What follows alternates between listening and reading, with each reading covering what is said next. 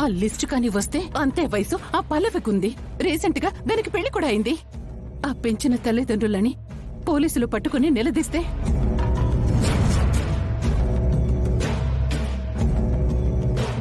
నిజం చెప్పేస్తారు కదా. పల్లవి గుండమ్మ కూతురని తెలిసిపోతుందా? గుండమ్మ దగ్గర నుంచి మిస్ అయిన రోజు, వాళ్ళకి దొరికిన రోజు ఒకటే అవుతుంది కాబట్టి ఖచ్చితంగా పల్లవి తన కూతురే అని తెలిసిపోతుంది. ఇంతకాలం ఆ గుండమ్మ అడ్డు తొలగిపోతే ఇంటి పెత్తనమంతా నాదే అనుకున్నాను. దాని కూతురు ఎటో లేదు కాబట్టి ఆస్తి మొత్తం నా కూతురుదే అనుకున్నాను. ఇప్పుడు ఆ పల్లవి వచ్చేస్తే కూతురొచ్చిన ఆనందంలో ఈ గుండమ్మ 100 ఏంటి 200 బతికేస్తుంది. ఈ అమ్మా కూతురుడు కలిస్తే ఈ ఇంట్లో నాకు విలువుండదు, అక్కడ నా కూతురు కూడా విలువుండదు. ఇప్పుడే ఆ పల్లవిని ఏవీ లేనిదే అయినా ఆ ఇంట్లో పెద్ద కోడలిగా నా కూతురు మీద పెత్తనం చెలాయిస్తుంది. ఇక్కడ నన్ను, అక్కడ నా కూతుర్ని హీనంగా చూస్తారు. అప్పుడు మేం తక్కువైపోతాం. ఏం చేయాలి? ఎలా చేయాలి?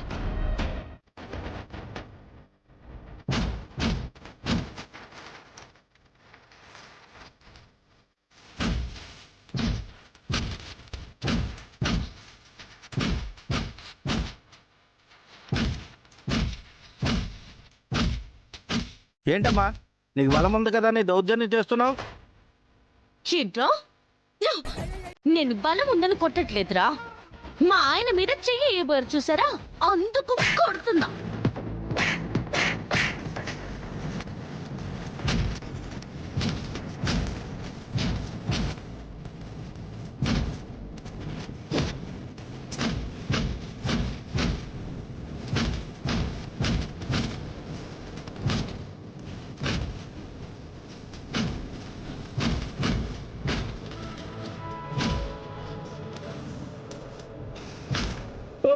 అక్క అక్క శీలం కదా, మిమ్మల్ని. అక్క వద్దక్క, రేయ్! అక్క వద్దక్క. రండిరా, రండి. అమ్మో, అమ్మో.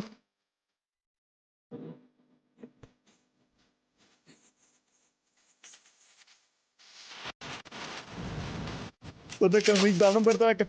నాకు దండం పెట్టడం కాదురా, రారా, రా. మా ఆయన క్షమాపణ అడుగు. సారీ బావా, మమ్మల్ని క్షమించి బావా. క్షమించండి అత్తగారు. ఎవరు కట్ట? నేను బావ అయినప్పుడు ఈమె సిస్టర్ అయినప్పుడు, సిస్టర్ కి అత్త అయినప్పుడు అత్తే కదా అత్త. చెప్పుతో కొడతాను ఎదవా. అక్క సారీ అక్క. రేయ్, నిజంగా నష్టం జరిగితే నష్టపరిహారం అడగటంలో తప్పులేదు. కానీ బలం ఉంది కదా అని ఇళ్ల మీదకొచ్చి ఆడవాళ్ళని పట్టుకుని వీధుల్లో కీడుస్తాను, పరువు తీస్తాను అన్నారనుకో, ఒక్కొక్కరికి పచ్చడైపోద్ది. బయలుదేరండి.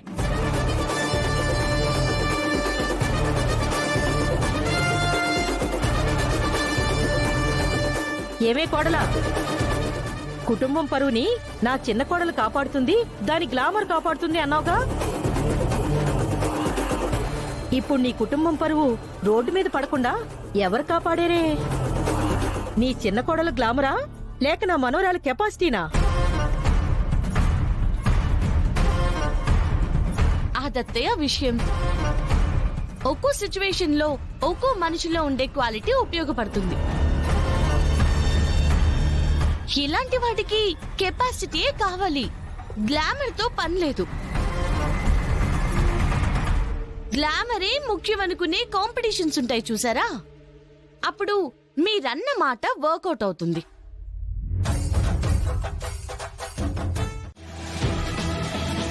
ఇంతకాలం ఆ పల్లవి నీ కూతురే అని నువ్వనుకున్నా నీ ప్రేమ ఇవాళ్టితో ఒట్టి భ్రమేని తేలిపోయింది.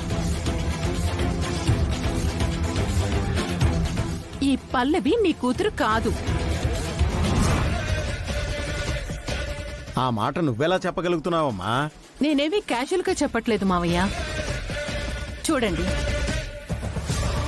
ఇదిగో ఇక్కడ అక్షిత పేరుంది. అక్షిత డేట్ ఆఫ్ బర్త్, గుండమ్మకి పుట్టిన పాప డేట్ ఆఫ్ బర్త్ ఒకటే కదా. ఇక్కడేమో అక్షిత 2004లో పుట్టింది. మరి ఈ పల్లవి చూడండి, 2003 అని డేట్ ఆఫ్ బర్త్ ఉంది. కావాలంటే నువ్వే చూడు, ఇదిగో.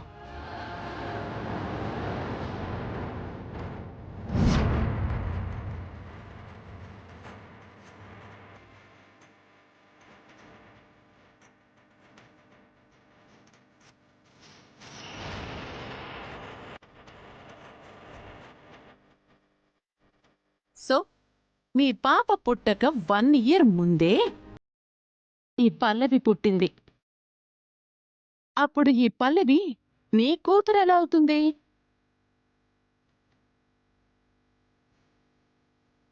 రెండు 2003 అంటే కనుక మీరు చెప్పిన డేట్ ఆఫ్ బర్త్ కంటే 1 ఇయర్ ముందు పుట్టినట్టే కదరా.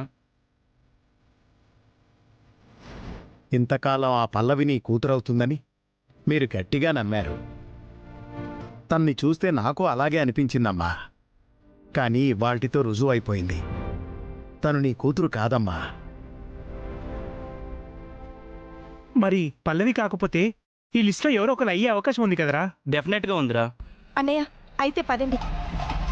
ఈ లిస్టులో ఉన్న అక్షితని పల్లవిని తీసేస్తే ఇంకా మిగిలిన 13 మంది ఉన్నారు కదా, వాళ్ళ ఇంటికెళ్ళి ఎంక్వైరీ చేద్దాం. అందులో మా పాప ఎవరో తెలుసుకుందాం. పదండి. నువ్వొస్తానంటే గుండమ్మా, నీకు అసలు ఆరోగ్యం బాగోలేదు కదా. నా ఆరోగ్యం కంటే ఇప్పుడు నా కూతురే నాకు ఎక్కువ ముఖ్యం. వెళ్దాం పదండి. వద్దమ్మా, ముగ్గురం కలిసి వెళ్తే ప్రాబ్లం అవుతుంది. ఎందుకు ప్రాబ్లం అవుతుందన్నయ్య? అతను చెప్పింది కూడా నిజమే గుండమ్మా.